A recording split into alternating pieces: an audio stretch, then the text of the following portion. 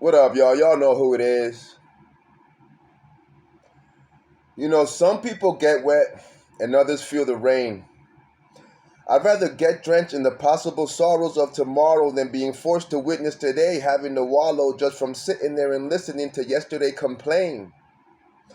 I'm okay with taking the fault and being accused of being the one to blame. But when it's all said and done and everything is come and gone, I just ask that you never forget to remember my name.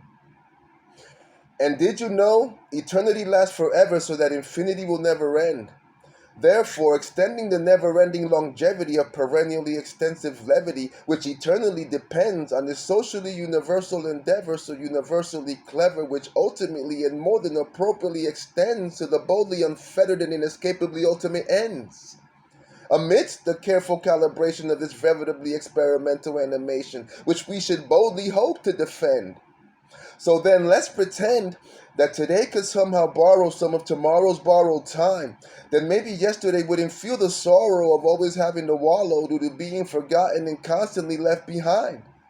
To where history has now lost its ever-loving mind, presently lying to the unintelligible future in hopes of its inevitable decline. Which is why North headed south to meet up with East and West so that all four could embark on this holistically auspicious quest, hoping winter would fall and spring into summer and rid us of this vehemently malicious mess.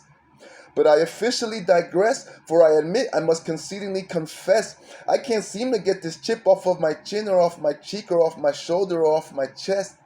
So if worst were to ever come to worst, at best, I guess I'll see if I can introduce the sun into the moon sometime between the hourglass of 2 o'clock and high noon, so that the rivers can dance on the edges of the ocean's farthest glance and enhance the gloriously fine tune to which they swing and sway to be able to sing and say the eloquent jubilance for which they must certainly find room. I sometimes feel like I'm in some kind of prohibitively confined room, diabolically fine-tuned to be subliminally inhibited, as well as far behind the times of our prolifically designed doom.